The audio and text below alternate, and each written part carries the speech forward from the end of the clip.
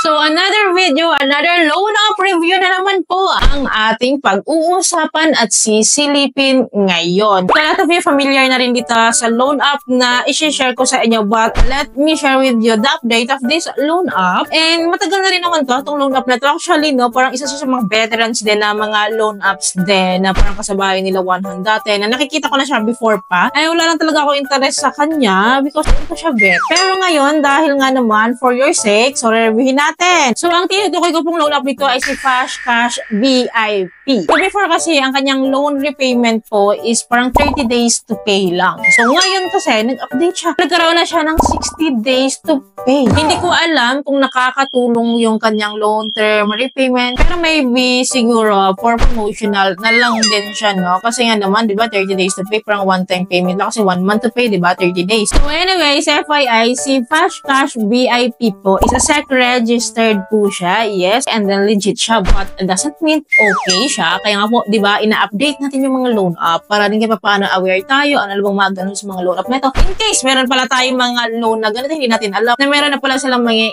issues. Kaya ngayon, no, dahil wala akong loan up na ganito, so, i-download ko muna siya sa aking Play Store ng mabilis. So, after downloading, no, open natin. And of course, we need to allow this, no, yung mga information na kailangan nila para mapasok natin yung app. So, click lang po natin tong privacy and policy and personal data collection and disclosure policy nila para mag-proceed tayo. So, after that, agree and continue tayo. And then, i-allow po natin to. Then, after that po, andito na tayo sa dashboard po ni Fast Cash VIP. Nahalagay po dito, no, na maximum loanable amount daw po is 36,000 pesos for first time na mag-loan dito. Ang repayment terms po is up to 120 days. So, ganon to katotoo. So, legit ba? So, anyways, ito nga pala yung change for application dito sa Fast Cash VIP. Apply online, instant payout, then repay in installment siya. So, para makapag-proceed tayo and mapasok natin yung app, of course, click natin itong borrow now. And then we need to enter our mobile phone number here and then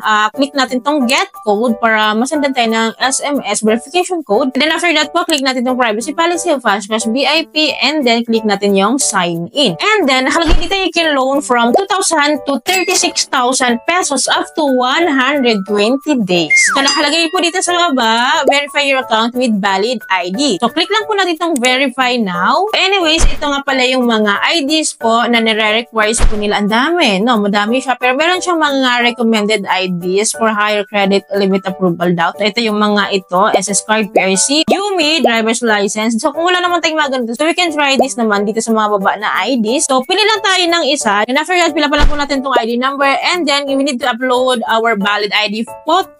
So, click lang po natin yung mga yan. Then after that po, bumalik po siya sa dashboard po ni Fast Cash VIP. And then, wala naman tayong referral code. Skip lang natin ito. And then, we need to fill up the information that they need, like the personal information first, which includes our name, last name, birthday, gender, education, marital status, religion, current address, detailed address, then yung contactable time. And then, after po natin ma-fill upan yung info natin dito, click lang po natin tong submit. So, dito tayo sa next step, which is the employment information. So, i-click po natin yan. And then, we need to fill up the employment information that they need, like the job type, years of service in current company, monthly net income, company name, address, a detailed address, then a telecom, and then choose payday. So, lahat po yan kailangan natin fill upan para makapag-proceed po tayo for the next step. So, once po na-fill upan natin, click lang po natin itong submit. And then, next step po tayo, which is the bank information naman. I-click po natin ito. So, pipili lang po tayo kung online transfer ba or cash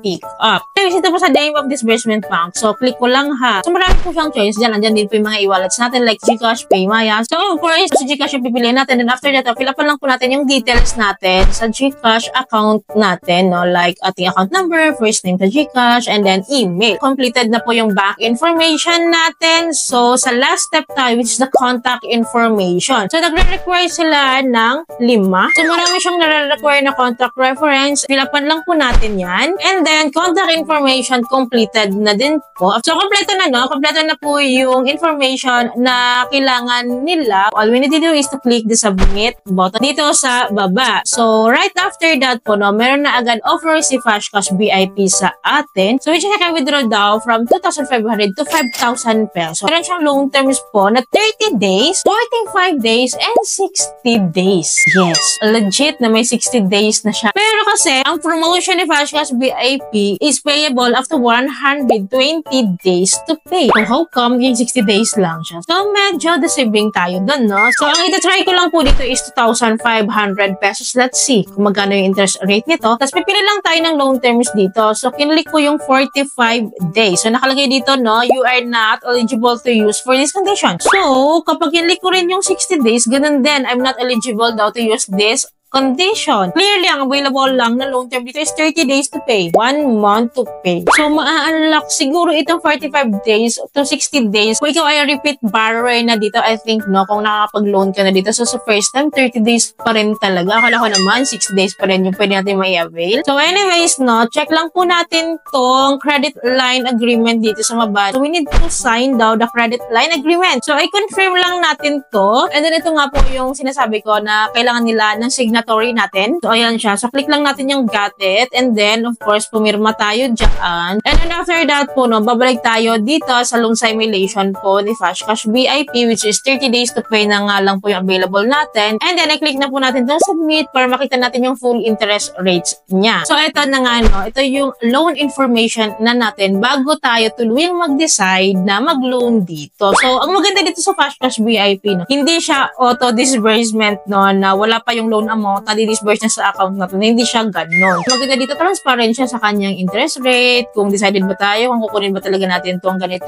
na lang yung ma-receive natin. So, at least kita po na, ito yung mga gusto kong loan up. So, anyways, ang aking loan amount po dito is 2,500 pesos. Ito lang po yung pinili ko, diba? So, yung loan term ko po is 30 days to pay. And then, yung issued amount ko daw, or yung amount na ma-receive ko na lang is 2,125. Naloka ako dun, diba? Kasi pala, may binabawas na siyang service fee na 15% sa loan amount ko, which is 375 yon sa 2,500. Kaya yung 375, ibabawas sa 2,500 yon. Kaya ang marireceive ko na lang is 2,125. Ngayon, ang total repayment ko daw is 2,881. Ang taas, ha? Ang taas nito, ha? So, dito sa baba nakalagay po yung aking installments dates po, no? So, dalawa nga siya, nahati nga siya every 15 days. Nakalagay dito, interest rate per installments is 10%.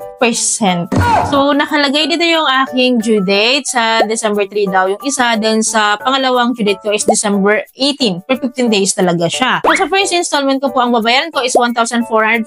So wala, ito po yung breakdown of interest rates niya. Kaya po siya nag 1,140. So sa second repayment ko, 1,441. So kung i-add ko kasi ito, 1,440 plus 1,441. So ito po yun, yung total repayment, 2,881. So based po sa computation ko ng interest rates, no, kasama na yung kanyang service fee, no, lumalabas po na 2,881 minus 2,500 is equals to 381. So, divide lang po natin sa 2,5% is equals to 15.24%. Pero dahil nga po hindi ko matatanggap na buo itong 2,500 po, 2,125 lang yung matatanggap ko kasi binabawas na dito yung aking service fee. I-add lang po natin itong service fee po na 15%. So, to make it 30.24% lahat po ng interest rates nila sa akin for 1 month to pay. So, mataas siya, Day. Mataas siya. And, ayoko nang mataas yung interest rate. Hindi po ako makakipagsapalan sa mga ganitong mataas yung mga interest rate. So, maybe, kung nangangailangan talaga tayo, no, so, wala naman ako magagawa ron. Kasi, iba-iba naman tayo ng needs talaga. So, para sa akin, mataas talaga siya, eh. So, I don't encourage, pero guaranteed naman, I think, yung kanyang disbursement. Kaya lang, mataas ang interest. Pero, wala akong magagawa kung talaga nangangailangan kayo ng pera na ganito, di ba? Pag-isipan yung mabuti kung kaya nyo bang bayaran, hindi ba kayo luging-lugi sa part nyo? Kasi utang is a responsibility po and hindi rin basta-basta talaga. Kasi balita ko dito kay Fashcash VIP na according to my researches na balita ko dito is nangaharas to and ang kulit na ng customer service nito kahit wala ka pang due date, parang 3 days bago mag-due date, may tumatawag na sila, kukulitin ka nila, mag-text na sila, parang manghaharas talaga sila. Kailangan talaga siyang bayaran prior doon sa due date mo. So, para lang may idea kayo, ha? And of course, let me know, no, sa mga viewers ko dito na mayroong Fashcash VIP loan. So, kamusta yung experience dito kay Fashcash VIP? Legit ba talaga na nanghaharas siya? Legit ba talaga na ang kulit ng customer service niya? Recommended kaya siya in the long run? So, let me know your thought in the comment section below. Yun lamang po. I hope may natutunan kayo sa video. I hope nakatulong tong video sa inyo. Kung gusto niyo yung video, please don't forget to like and share. And thank you for watching this video. Bye!